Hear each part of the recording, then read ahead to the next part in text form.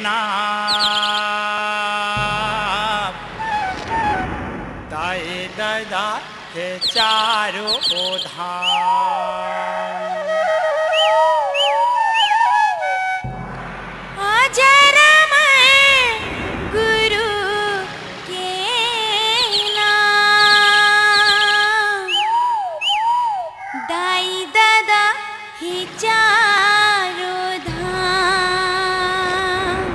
अजर महर बाबा के नाम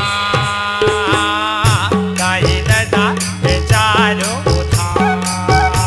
अजर महर गुरु के नाम दाई दादा के चारों धाम।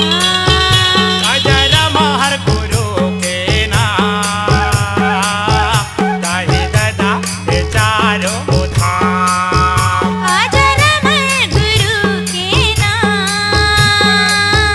दाई दादा के चारों धाम। दाई दादा के चारों धाम।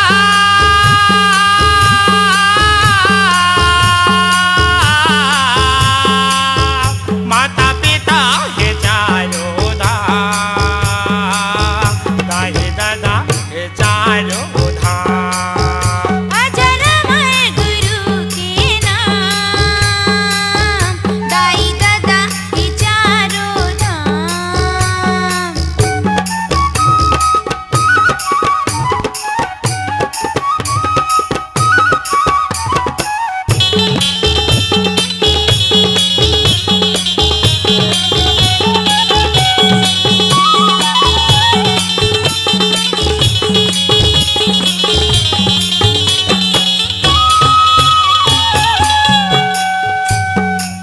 पाँच दिन के लांगन भूखन माँ चोला मोर झंझागे। और राज दो लरवा बेटा कहे के कोरा जुड़ा घर बसाए के लायक बेटा अम्मा के मुला खवाबे। दाई दादा के सेवा ला करबे दुनिया में नाम कमाबे। अजर महर गुरु के नाम दाई दादा के चारों धाम। अजर महर गुरु के नाम दाई दादा के चारों धाम। दाई दादा के चारों धाम।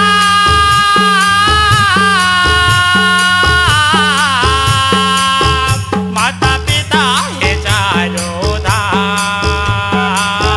दाई दादा के चारों धाम।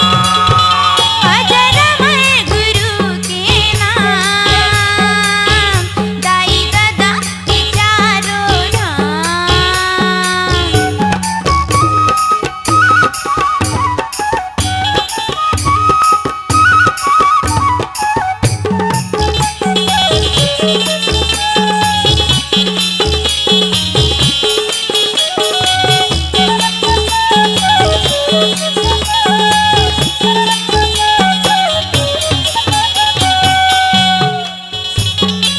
दाई हा पहिने चेरा हा फटहा दादा हा पहिरे निगोटी। कमग कुत के दाई दादा पेट के कराथे पुरती। बेटा के सुखे